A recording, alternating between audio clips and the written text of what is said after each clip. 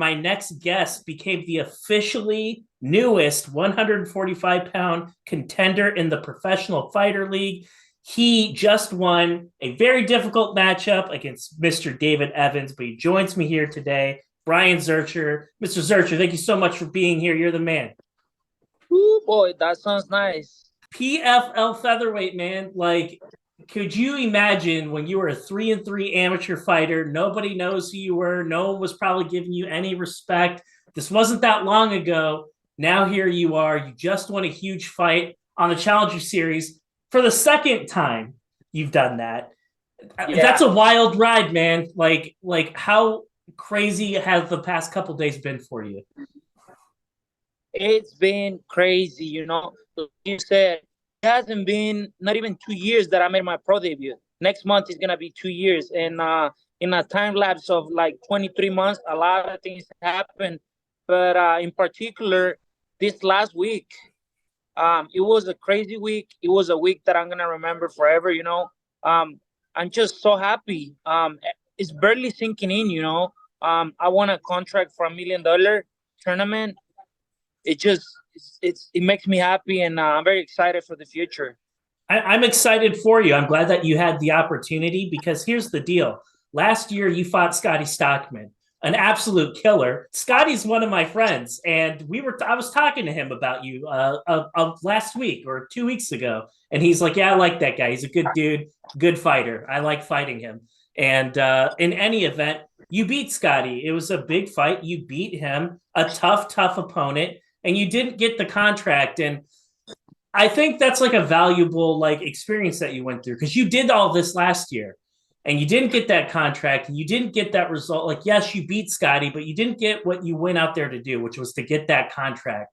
And I'm sure you've been thinking about that over the past however many months. And yes, I know they brought you back to fight again, but I would like to, for any PFL fighter out there who went on the Challenger Series and they won their fight, but they didn't get their contract, what would you say to somebody like that? Hey, don't give up. Yeah, just keep doing what you're doing and trust the process.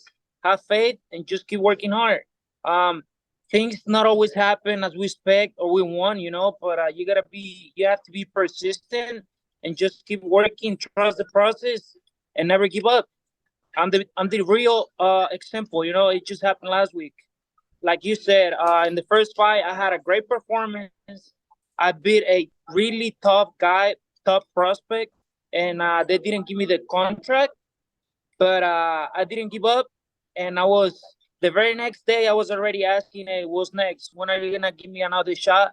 And yeah, I just stayed consistent. I had faith and I kept working.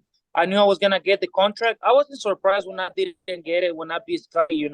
What do you expect with a guy that only has two professional fights to go into a tournament with a guy with the guys that have 28, 30, 35 professional fights? So I wasn't very surprised. I was happy with the performance. I knew eventually it was gonna happen, and that I was gonna get another shot, and it happened last Friday. Now I have my ticket to the tournament. Yes, sir, you absolutely do. And I wanted to talk very briefly on that about that fight. David Evans is a very talented guy, tons of experience. He's competed internationally. I looked at this paper. I'm not going to lie. I looked at this paper. I was like, I have a strong suspicion whoever wins this fight's going to get a contract because this is a tough matchup for both of these guys. I was like, whoever wins is going to have to earn it. You didn't just like beat him, you finished him. Incredibly impressive. What was your game plan, Brahyan, going into that fight against an opponent as good as David Evans? For people who don't know who David Evans is, that guy is the real deal. And I'd love to hear Yeah. what you and your coaches thought when you were getting ready for a guy as talented as David Evans. Yeah, as you mentioned, going into that fight, when they give me the matchup, we sat down, we talked, and we said, hey, you know what? It's going to be a tough matchup. But I thought it was a good matchup for me. He he's tough. He's very his skill set is real good. But I train at Xtreme Couture, and I train with some of the best fighters in the world. And I feel like I have seen pretty much every single style. So I wasn't surprised when what we saw is what I did, you know. Going into that fight, we knew I was gonna have to work on the calf kick and keeping my range. I knew he was gonna come forward. He was gonna put a lot of pressure. So we said, hey, you're just gonna have to box, keep your distance, and keep walking to your right side and keep kicking the calf kick. And they wanted me to chop the tree down, and that's what I did, you know. And they said, keep working to the body. His body looks soft, and you saw the push kicks.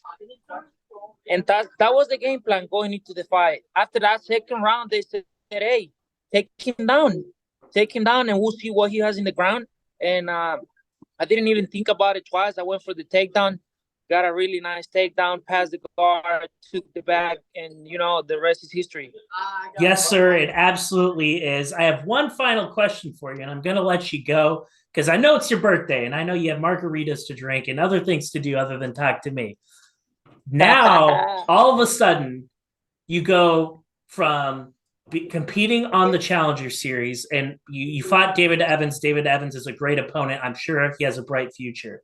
But now, sir, you very, very soon could fight a guy like Bubba Jenkins. You could fight a guy like Chris Wade. You could fight Brendan Lougane. Like, you're in the Shark Tank now. And yes, it's very impressive. You made it to the PFL. That's fantastic. But you are a professional, sir, and you know that this is a performance-based business. And it's great that you got here. But now that you have to stay here, and every single fight is really, really difficult. I'd love to hear your thoughts on now you're in the Shark Tank. Now you're competing with the best 45ers in the world. Like, how do you feel about a challenge like that? I'm aware of it, you know. It's very exciting. I don't know. I've been working for so many years, you know. Like I always tell you guys, if you look at my paper, you guys can say I don't have much experience because I only have 5 professional fights, and I've been a pro for only 23 months. But this is what I've been doing for the past 10, 11 years. So I believe I'm competent and I can compete with those guys.